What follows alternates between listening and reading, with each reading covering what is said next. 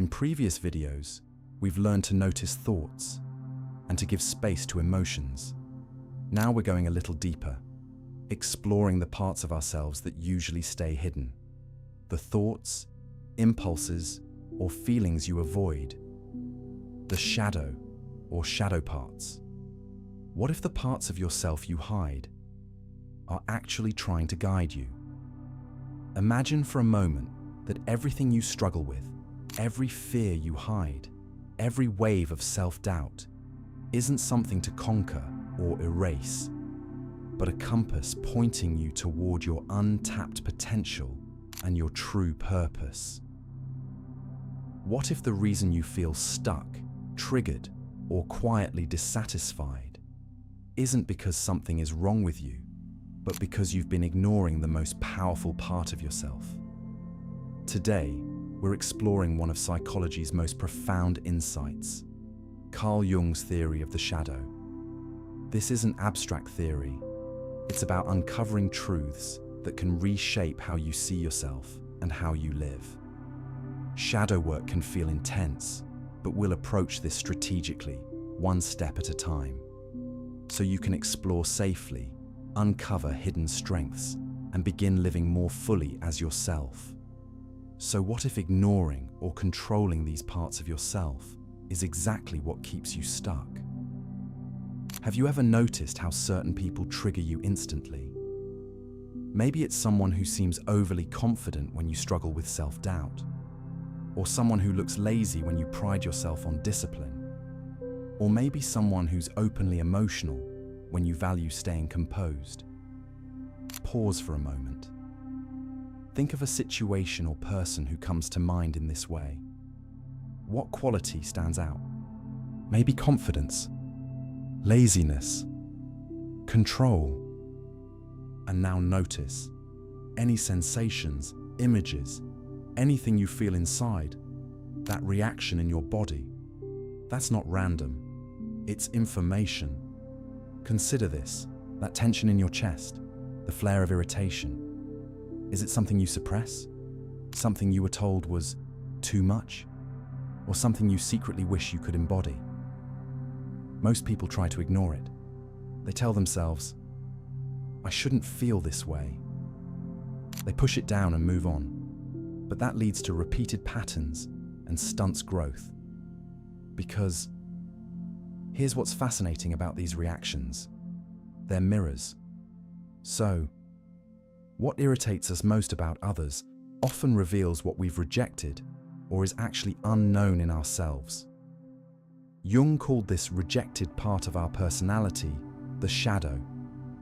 It's everything we've decided is unacceptable about who we are, our fears, our anger, our jealousy, our secret desires. Most of us spend enormous energy trying to keep this shadow hidden, even from ourselves. But here's the paradigm shift. The shadow isn't our enemy. It is the guardian of our untapped potential. And those reactions are actually signals for you. Signals to grow, expand, potentiate. Picture this moment. You're scrolling through social media and suddenly feel that familiar sting of jealousy. Someone just got the promotion you wanted. They're living the life you dream about. That burning feeling in your chest. Most people would tell you to ignore it, push it down, pretend it doesn't exist. But that jealousy, it isn't your enemy. It's your inner compass pointing directly toward what matters most to you. Think about it this way. Every emotion, every impulse, every trait you possess exists for a reason. Your jealousy could be pointing toward dreams you've abandoned. Your fear of failure might be protecting a vision so important to you that the thought of not achieving it feels unbearable. But here's where it gets really interesting. We often find that the more we suppress these aspects, the more power they gain over us. It's like trying to hold a beach ball underwater. The harder you push, the more forcefully it shoots back up when you can't hold it down anymore. The tighter the grip, the stronger the rebound. What we suppress doesn't vanish. It resurfaces with force. At its core, shadow integration begins with radical honesty.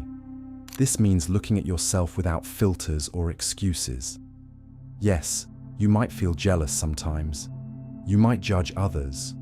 You might have selfish impulses. But here's the crucial part. Acknowledging these aspects isn't about judgment, it's about awareness. You can't transform what you refuse to see. Your shadow is like a treasure map, written in a language you've forgotten how to read.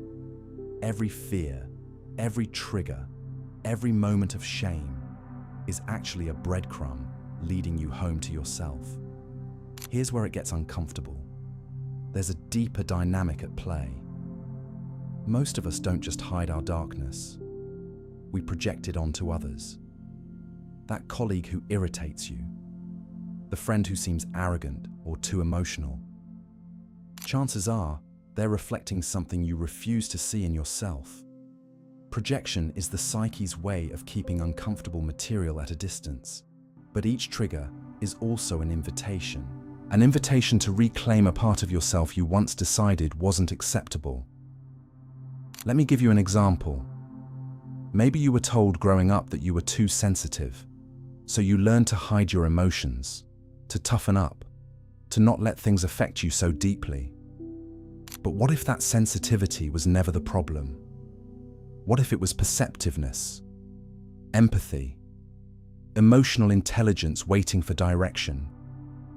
Many artists, healers, and visionary leaders have been deeply sensitive people, individuals who learn to channel their emotional depth rather than suppress it. The very trait you buried might be the source of your greatest contribution. What we keep unconscious doesn't disappear, it expresses itself anyway. But when we bring those hidden parts into awareness, something changes. Your shadow holds the raw material of who you are, the passion you suppressed, the anger that could fuel growth, the sensitivity you learned to hide. When you know and can hold these parts of yourself, you're no longer driven by them. They can no longer hijack you. From this stance, you are not reacting. Now you are responding. Take a few moments today to notice what's been asking for your attention. Pause, breathe, observe. Let whatever comes up be exactly as it is. Insight alone isn't transformation. Awareness is the beginning, and that beginning matters. If you're here, noticing, that already takes courage. When you're ready, the next step is learning how to relate to these parts differently, not to be driven by them, but to work with them. In part 2, we'll explore how to do that. We'll see you there.